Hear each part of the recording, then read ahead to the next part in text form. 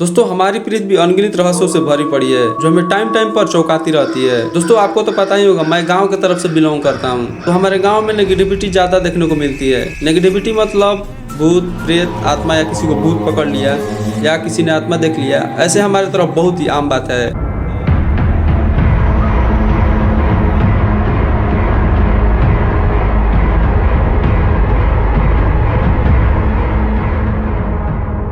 तो इसी तरह के कहीं पर एक मंदिर एग्जिस्ट करती है जिसका कहानी सुनने के बाद आपका होश उड़ जाएगा। और ये मंदिर खासकर भूत प्रेत और आत्माओं को लेकर काफी ज्यादा फेमस है। और दोस्तों जब मैंने इस मंदिर पर डीप में रिसर्च किया तो मुझे पता चला कि 10 आर्टिकल में से 5 आर्टिकल तो इस मेहंदीपुर बालाजी मंदिर का ही है, क्योंकि इस मंदिर का रूल रेगुलेशन, प्रसाद और कहानियां इतना ज्यादा डरावनी है कि आप भी सुनकर दंग रह जाओगे। दोस्तों ये कहानी है एक ऐसी मंदिर की जहाँ साइंस भी अपना घुटना टेक देती है।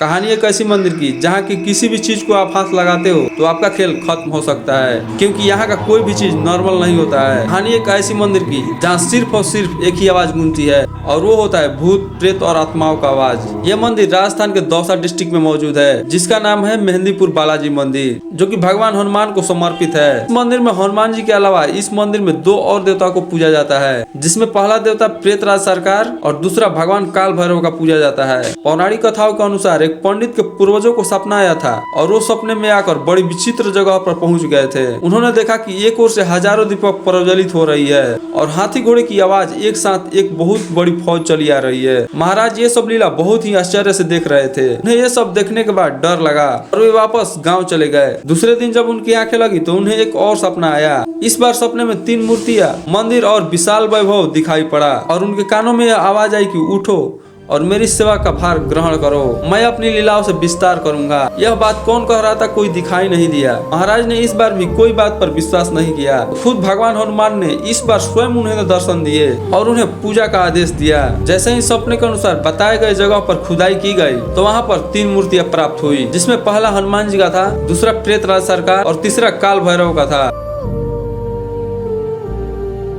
अगर आप बालाजी महाराज के दर्शन करने जा रहे हैं तो आपको कम से कम 1 सप्ताह पहले अंडा, मुर्गा, मछली, मांस या तामसिक चीजों का त्याग कर देना चाहिए। इस मंदिर में रोज हजारों की संख्या पर लोग यहाँ पर आते हैं, लेकिन दोस्तों मैं आपको बता दूं कि ये कोई नॉर्मल लोग नहीं होते हैं, बल्कि उनके अंदर भूत प्रेत और आत्माओं का वास होता है। और खास रूल यहाँ पर एक और भी है, जब भी तुम अपने घर वापस जाओ तो तुम्हारे पास खाने पीने का सामान हो, लाइक तुम्हारे बैग में चॉकलेट हो, कोल्ड ड्रिंक हो, सोडा हो, वाटर हो, एनीथिंग, कुछ भी हो, तुम इस मंदिर का जो बॉर्डर हो उस जगह पर बिना किसी व्यक्ति को आवाज दिए वहीं पर फेंक दो। And now this is the most important rule, जब भी तुम इस मंदिर से बाहर निकलो घर जाने के लिए, तब हो सकता है तुम्हें कोई पीछे से आवाज दे। तुम्हें ऐसा लगेगा कोई मेरा रिलेटिव भी है और वो मुझे आवाज दे रहा है पीछे मुड़ने के लिए, लेकिन आपको भूलकर भी पीछे नहीं मुड़ना है। अगर आपको अभी भी इस मंदिर पर विश्वास नहीं है तो मैं आपको एक कहानी सुनाता हूँ। उस कहानी को सुनने के बाद शायद आपको यकीन हो सकता है। ये कहानी है दिल्ली के 5 ऐसे लड़के की जो बालाजी महाराज के मंदिर का रूल फॉलो नहीं करते हैं। और दोस्तों बैचलर का आप तो जानते ही हो, जो आपको उनको मना करोगे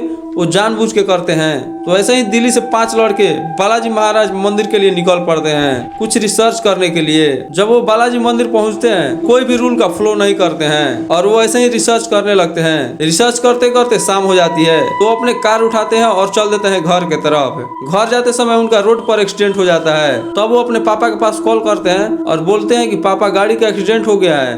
तो पापा बोलते हैं कि गाड़ी का फोटो खींच के भेजो। तो लड़के लोग क्या करते हैं, गाड़ी का फोटो खींचते हैं और अपने पापा के पास भेजते हैं। तो 5 मिनट बाद उसके पापा कॉल करते हैं और उन लड़कों से बोलते हैं कि तुम जहाँ पर भी हो, जिस जगह पर भी हो, वहाँ से किसी भी तरह भाग चलो, ट्रक, टैक्सी, बस कुछ भी पकड़ो, लेकिन जल्दी वहाँ से निकलो। तब लड़के ने बस पकड़ा और वहाँ से निकल जाता है। घर जाने के बाद लड़का पापा से पूछता है कि पापा क्या बात है, आपने मुझे ऐसे जल्दी क्यों बुला लिया और आप इतना हड़बड़ाए हुए क्यों थे? तो उसके पापा बोलते हैं कि जो तुमने फोटो भेजा था उसे तुम फिर से दोबारा देखो। और दोस्तों सच में जो उसने दोबारा फोटो देखा ना तो उसकी फटी की फटी रह गई। और दोस्तों आप भी इस स्क्रीन पर उस फोटो को देखो और बताना कि इस फोटो में क्या है।